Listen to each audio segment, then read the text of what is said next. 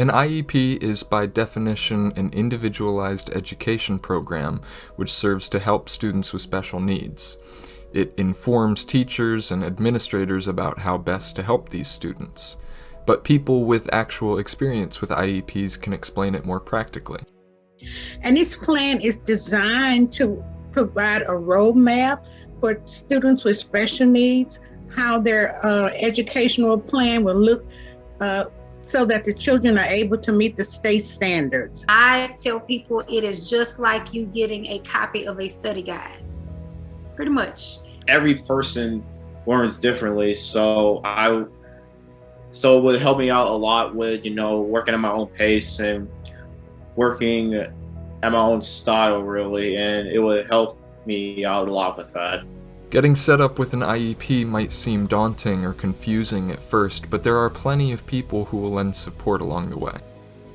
We got started with Early Steps. Early Steps is a program that came to the home when Dylan was 3. Then you go through the school system. They bridged us with the school, and that's how the IEP got started.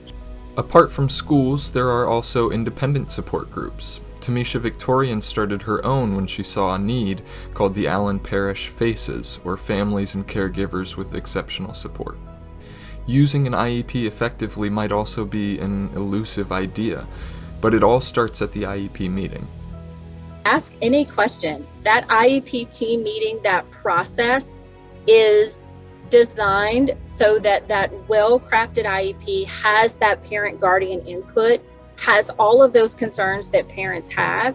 And so any questions that they have, we tell them, ask the question. There is no question that is off limits when you want to really understand where your child is at and what is the goal. Especially if you're a new parent experiencing that for the first time, you probably don't know what to say at that meeting. It does not hurt to call the school, call that special ed teacher, call the school administrator. If you have questions, talk to someone. It's also important to consider that an IEP will grow and develop over time to meet the changing needs of the student. It is not a one and done process, but it is a living document. It is a document that should be implemented based on what our students need, especially our students with disabilities. Their needs are ever changing, so an IEP should be evergreen. For example, on that goal, it may have something about the child needs to learn how to sit in their seat. That might be the goal. So just like we have to start with the basics, and as the child progresses, the IEP changes. Goals are measured using progress reports, which come with report cards, and there's also a guidebook made available to parents by administration. In addition to clear and concise goals, an IEP also provides support and assistance in students' pursuit of their goals.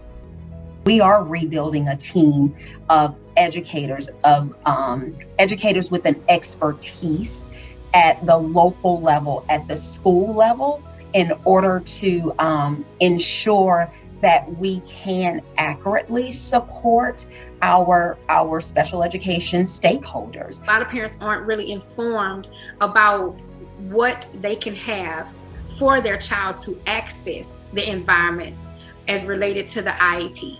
Just like the devices that they may need to allow, say you have a child who's deaf or can't hear, and they have devices that the school can provide for that child to be able to equally participate and be in the classroom with their peers, because all they need is that device. Students can also be provided with resources that will help them in the lead up to graduation and set them up for success after graduation.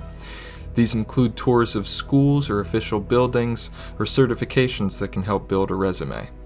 Joanette Dunn's daughter, April Dunn, helped pioneer an act that helps students in their journey to graduation. The April Dunn Act provides a pathway, one or more pathways that a special needs child can pursue in high school in order to earn a regular high school diploma.